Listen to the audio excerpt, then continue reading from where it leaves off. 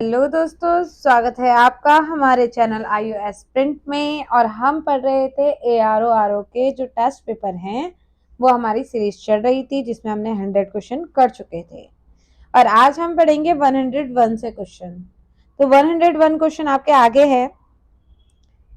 तो क्वेश्चन क्या है? As per the fourth edition of state health index release by the NITI Aayog in December 2021, which one of the following state perform best among the smaller state category?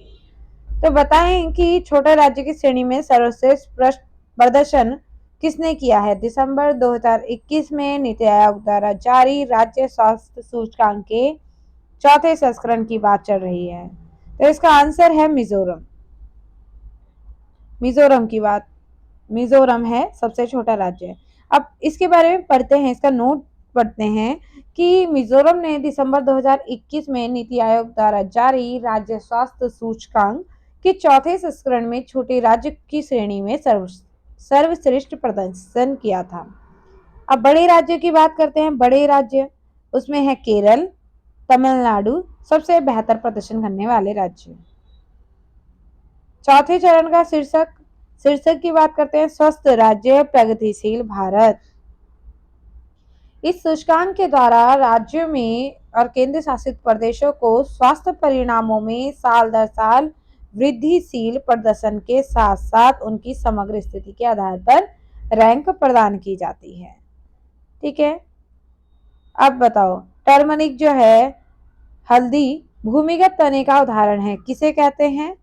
Option है bulb, corn, tuber, rhizome. तो हल्दी क्या है? हल्दी क्या है? हल्दी का प्रयोग किसमें किया जाता है? राइजोम में किया जाता है, प्रकंद में किया जाता है। तो और क्या है? ये एक भूमिगत तना है।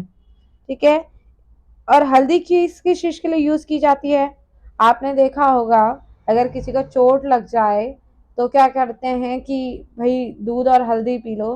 तो एक एंटीबायोटिक की तरह काम करती है, एंटीसेप्टिक की तरह काम करती है। तो फॉर एग्जाम्पल है, जैसे हम किसी के कटने पर, सूजन पर, दर्द निवारक आदि में इसका प्रयोग किया जाता है। हल्दी जिजीबरेसी कुल का पौधा है। किसका है? जिजीबरेसी। अगर इसका नाम देखें कि इसका वानस्पतिक नाम क्या है, तो कुरकुमा लौंगा इसका वानस्पतिक नाम है। क्या है? कुरकुमा लौंगा। आगे चलते हैं। नेक्स्ट क्वेश्चन है कि what is cholesterol among the following? Cholesterol निम्नलिखित में से क्या है? स्टेरॉइड, विटामिन, उत्प्रेरक, कीटनाशक। ठीक है, तो कोलेस्ट्रॉल, आजकल कोलेस्ट्रॉल आपने देखा होगा, ये बीमारी भी बहुत ज्यादा चल रही है। कोलेस्ट्रॉल से रिलेटेड कोई ना कोई बीमार हो रहा है। ठीक है, तो इसमें बताना है कि कोलेस्ट्रॉल निम्नलिखित में से क्या है? स्टेरॉइड है, उत्प्रेरक है, विटामिन है या कीटनाशक है? तो कोलेस्ट्रॉल एक प्रकार का स्टेरॉइड है। ठीक है, स्टेरॉइड शरीर को सुचारू रूप से कार्य करने के लिए लीवर द्वारा ये उत्पन्न किया जाता है। यह मोम जैसा चिकना पदार्थ है जो ब्लड प्लाज्मा द्वारा शरीर के विभिन्न हिस्सों में पहुंचता है। कोलेस्ट्रॉल अच्छे स्वास्थ्य के लिए महत्वपूर्ण होता है। मानव शरीर को हार्मोन, विटामिन डी और खाद्य पदार्थों को पचाने में मदद करने वाले पदार्थ को बनाने के लिए कुछ कोलेस्ट्रॉल की आवश्यकता होती है, लेकिन अगर ज्यादा हो जाए तो बहुत दिक्कत होती है, जैसे सांस की बीमारी हो जाती है, बहुत सारी चीजें हो जाती हैं। ठीक है, नेक्स्ट क्वेश्चन है कि जो भारत में जो नेशनल पार्क हैं और वाइल्ड लाइफ सेंचुरीज हैं, उनके संदर्भ में बताना है कि कौन सा सही है। राष्ट्रीय उद्यानों की सबसे अधिक संख्या मध्य प्रदेश में, highest number of national park are in MP and highest number of wild life sanctuaries are in the Andaman and Nicobar island. तो ये दो ऑप्शन हमारे आगे हैं, इसमें बताना है फर्स्ट सही है, सेकंड सही है या दोनों सही हैं।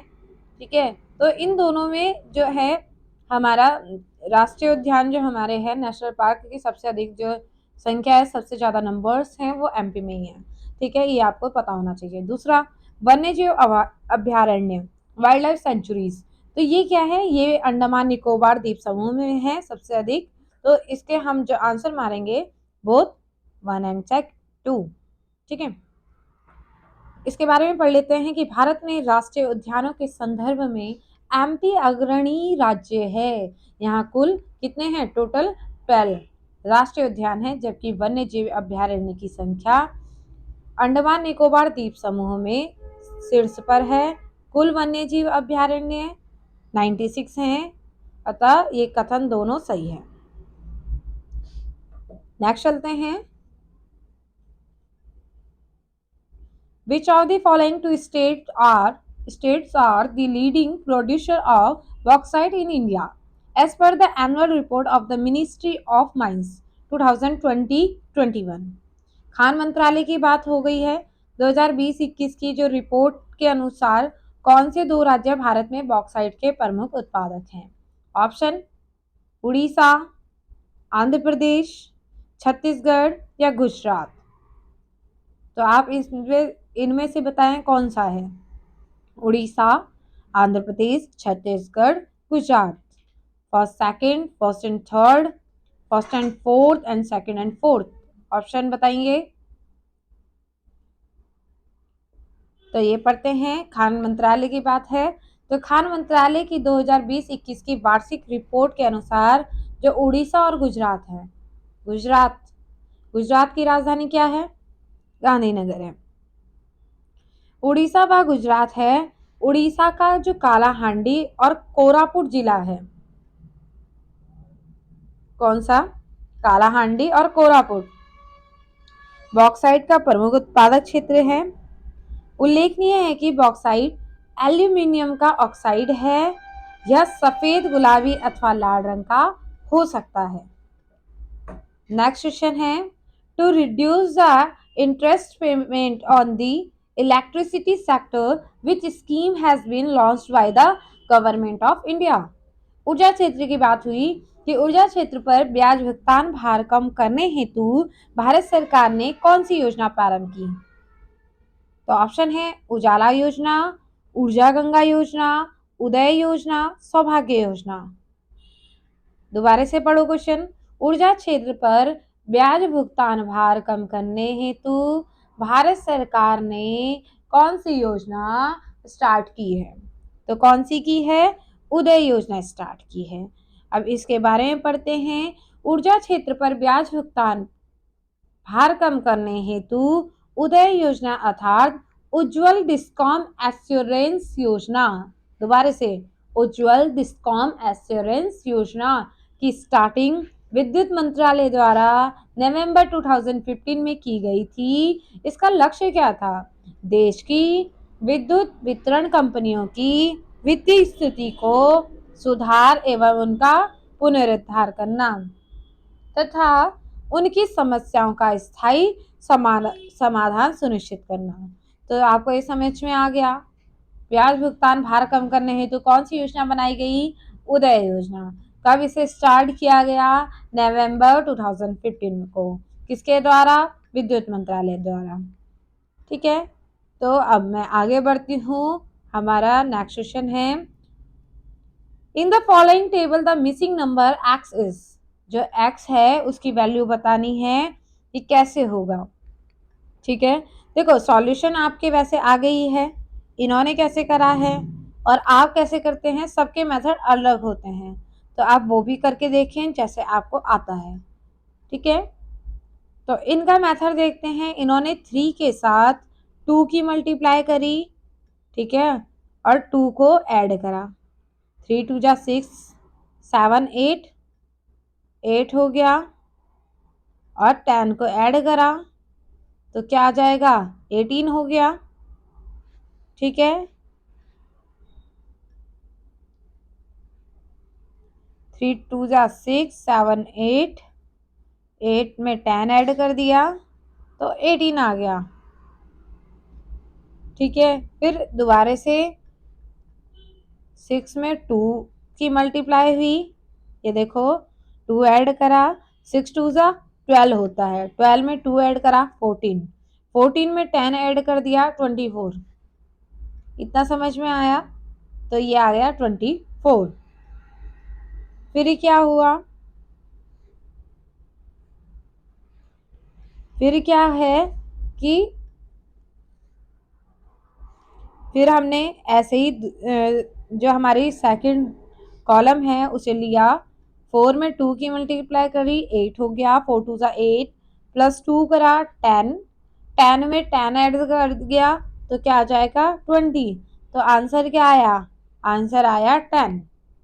अब आपको एक और चीज मैं बताती हूँ, देखो सबके मेथड अलग होते हैं और आप जरूरी नहीं है कि अगर आप इसे सॉल्व करेंगे तो आप अपना मेथड लगाएंगे, तो आप अपना मेथड भी लगा सकते हैं।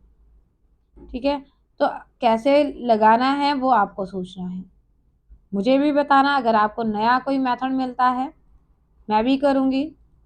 ठीक है, कहीं कुछ और निकल के आ जाए, सबसे अच्छी बात यह है।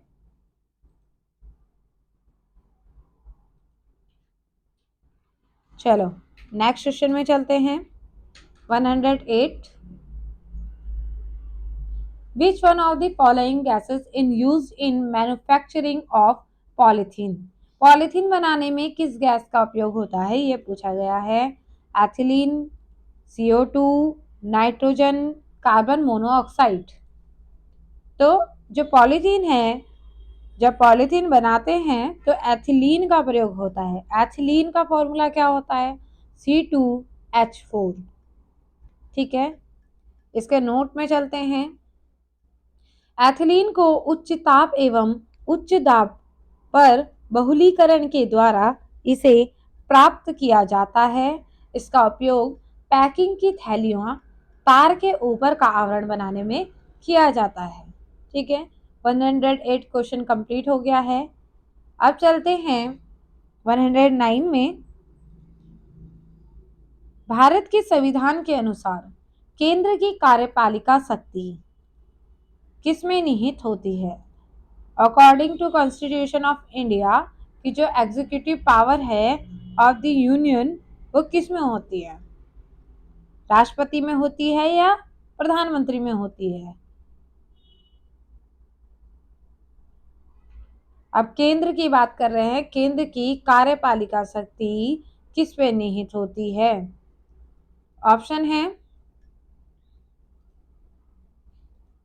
Only first, only second, only third, sorry first and second, neither one and two, तो ओनली फर्स्ट।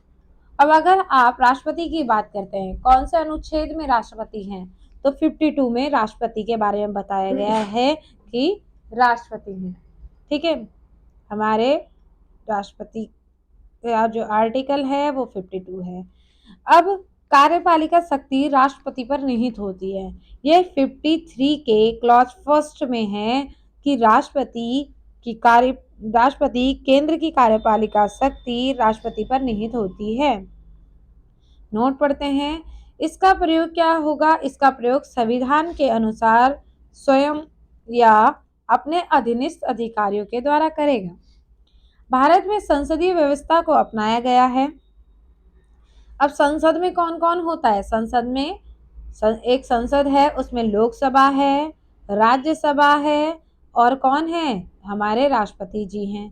ठीक है, तो ये बनती है लोकसभा तीनों को मिलाकर। फिर बात आती है, राष्ट्रपति नाम मात्र की कार्यपालिका है और प्रधानमंत्री और उसका मंत्रिमंडल वास्तविक कार्यपालिका है। भारतीय संविधान के भाग 5 के अनुच्छेद 52 से 78 तक संघ की कार्यपालिका का वर्णन है। ठीक है, नेक्स्ट क्वेश्चन में चलते हैं। Match list first with list second and select the correct answer from the code given below the list. List first and list second check करते हैं, इसमें क्या है, एज दे रखी है और ऑफिस पोस्ट दे रखी है। मतलब ये बताना है जैसे भारत के राष्ट्रपति कौन सी एज में बन सकते हैं, पंचायत सदस्य कौन सी एज में बन सकते हैं, राज्य विधानसभा सदस्य कौन सी एज में बन सकते हैं और राज्य विधान परिषद सदस्य कौन सी एज में बन सकते हैं। अब देखो इसमें जो 21 ईयर की बात करते हैं तो ये किसकी है, ये है पंचायत सदस्य की होनी चाहिए, ठीक है। और 25 की बात करते हैं तो राज्य विधानसभा सदस्य की एज होनी चाहिए इतनी। फिर बात करते हैं 35 तो भारत के राष्ट्रपति की होगी। अब कौन बचा, member of state legislative council, इसकी एज 30 होनी चाहिए। एक बार चेक कर लेते हैं। देखो ये है 21 पंचायत सदस्य, 25 राज्य विधानसभा सदस्य, 30 राज्य विधान परिषद सदस्य, 35 भारत के राष्ट्रपति की। इतना आ गया समझ में। चलो आगे चलते हैं, आगे का क्वेश्चन चेक कर लेते हैं। आगे क्वेश्चन में क्या है, with reference to the Galapagos island situated in the Pacific Ocean, which of the following statement is are correct? कि प्रशांत महासागर में जो स्थित है गैलापागोस द्वीप समूह, उसके संदर्भ में बताना है कौन सा कथन सही है। चलते हैं,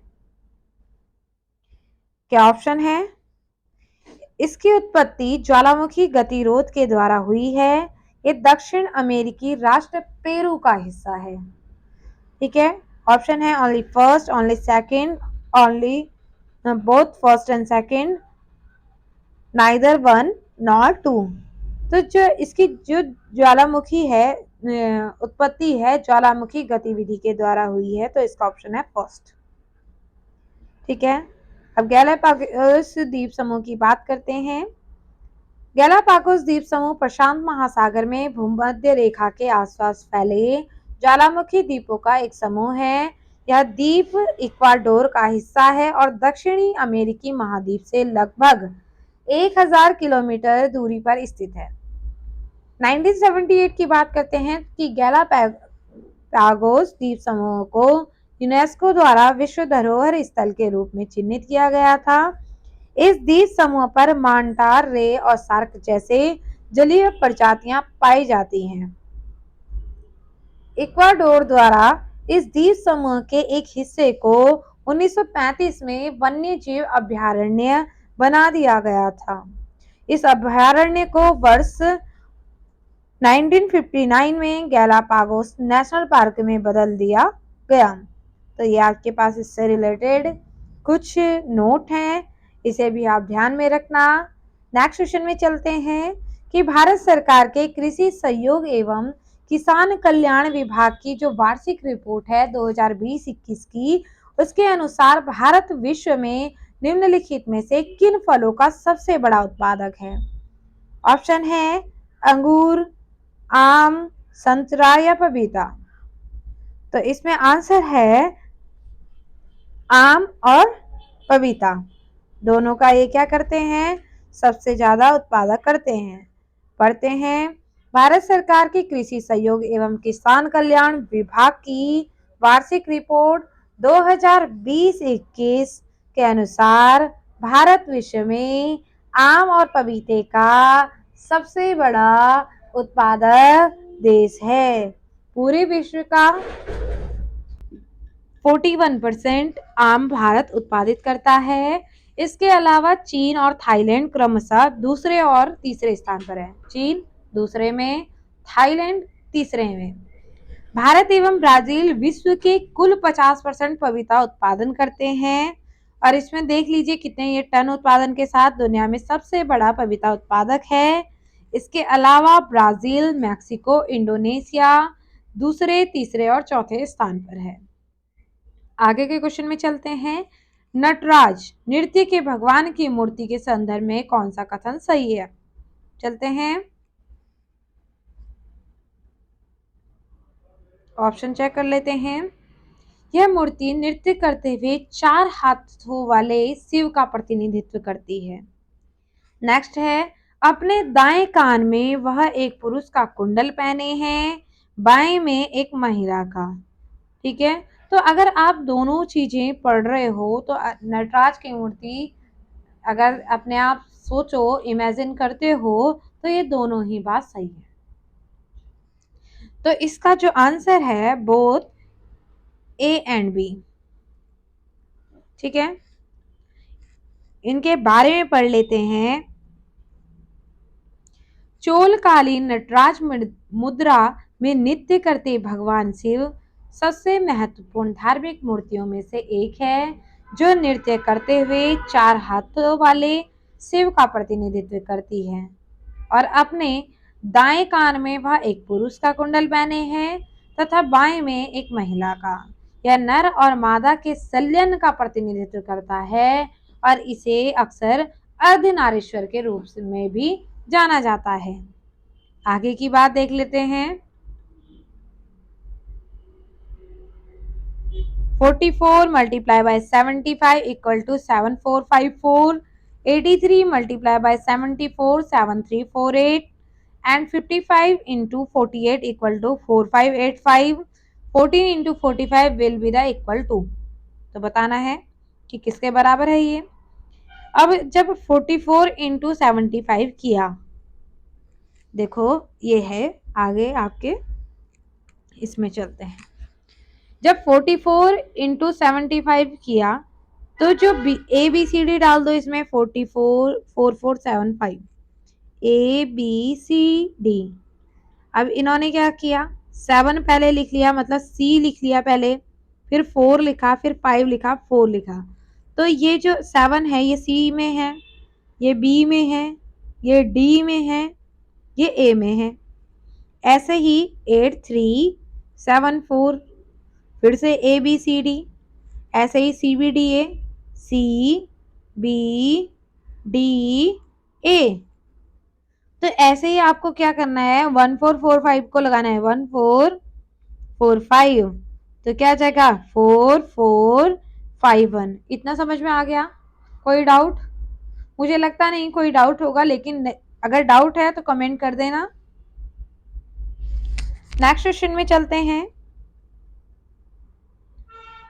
जिस प्रकार भाग, पार्ट जिसे कहेंगे, संपूर्ण से संबंधित है, उसी प्रकार चाप जो आर्क है वो किससे संबंधित है? ठीक है, उस आर्क इज रिलेटेड टू, किससे होगा? ये होगा सरकमफेरेंस, परिधि से। ठीक है, तो पार्ट का रिलेशन संपूर्ण से है, होल से है। ठीक है, आर्क का है सरकमफेरेंस से। आगे चलते हैं। उत्तर प्रदेश कृषि अनुसंधान, तो किसकी बात हो रही है? उत्तर प्रदेश कृषि अनुसंधान परिषद किस स्थान पर स्थित है? लखनऊ, मेरठ, गोरखपुर या नन? तो आपको आंसर बताना है कि कहाँ स्थित है ये। तो इसकी बात करते हैं तो ये लखनऊ में स्थित है। उत्तर प्रदेश कृषि अनुसंधान परिषद लखनऊ में स्थित है, जिसकी स्थापना कब हुई थी? 1989 में इसकी स्थापना होती है, जुलाई में। भारतीय गन्ना अनुसंधान संस्थान की स्थापना कब हुई थी? तो 1952 में हुई थी, ये भी लखनऊ में की गई है। नेक्स्ट क्वेश्चन है, यूरोप में राइन नदी के संदर्भ में बताना है। ठीक है, राइन रिवर की बात करते हैं। तो राइन नदी उत्तरी जर्मनी की औद्योगिक गतिविधियों के लिए महत्वपूर्ण मार्ग है। रॉटरडैम का बंदरगाह राइन नदी के मुहाने पर स्थित है। तो इसमें से ऑप्शन है only first, only second, only both first and second and neither first not second. तो बोथ 1 and 2। ठीक है, इसमें क्या है, ये राइन नदी उत्तरी जर्मनी की औद्योगिक गतिविधियों के लिए एक महत्वपूर्ण मार्ग है और रॉटरडैम का बंदरगाह राइन नदी के मुहाने पर स्थित है। ठीक है, ये देखो ये लिखा है, जर्मनी रूर प्रदेश उत्तरी जर्मनी में शामिल क्षेत्र है। राइन नदी आल्प्स पर्वत से निकलकर उत्तरी सागर के मुहाने पर स्थित रॉटरडैम बंदरगाह तक लगभग 1300 किलोमीटर बहती है। नेक्स्ट क्वेश्चन है कि भारतीय अंतर्राष्ट्रीय व्यापार मेला 2021 के संदर्भ में कौन सा कथन सही है?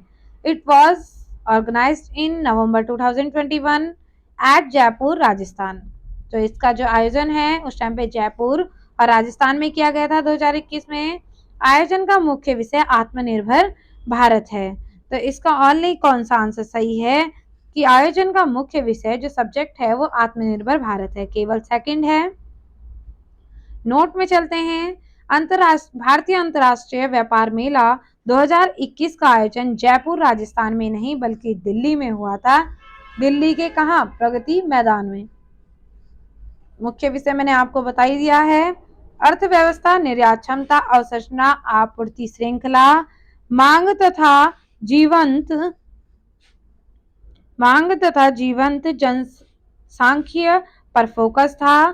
भारत व्यापार संवर्धन द्वारा 40वें संस्करण के आयोजन में बिहार को भागीदार राज्य तथा उत्तर प्रदेश और झारखंड को फोकस राज्य के रूप में जगह दी गई।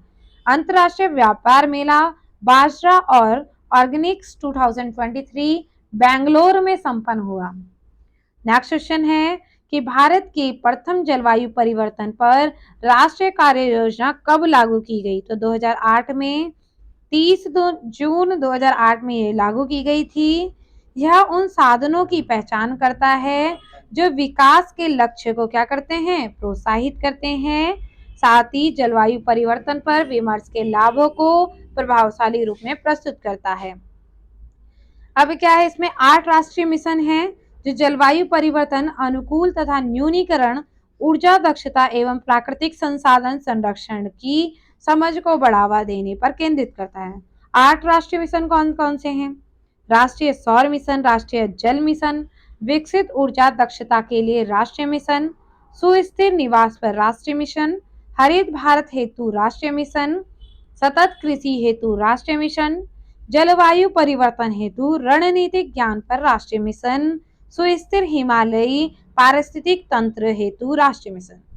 नेक्स्ट क्वेश्चन है, कौन एक सही सम्मिलित नहीं है? अब ऑप्शन ये है बटेश्वर आगरा, देवा शरीफ जौनपुर, सकीसा फर्रुखाबाद, बिठूर कानपुर। तो आपके पास ये है आंसर। देवा शरीफ कहाँ है? बाराबंकी में। ये उत्तर प्रदेश के जिले हैं। बटेश्वर आगरा में है, संकीसा फर्रुखाबाद में है और बिठूर का है हमारा कानपुर में है। तो हमारे कितने क्वेश्चन हो गए? 120 क्वेश्चन कंप्लीट हो गए। हमारा एक क्वेश्चन पेपर पूरा कंप्लीट हो चुका है ARO RO का।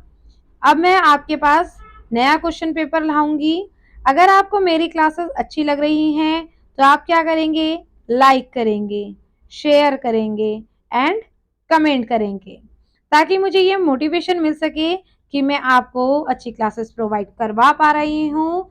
Thank you for watching.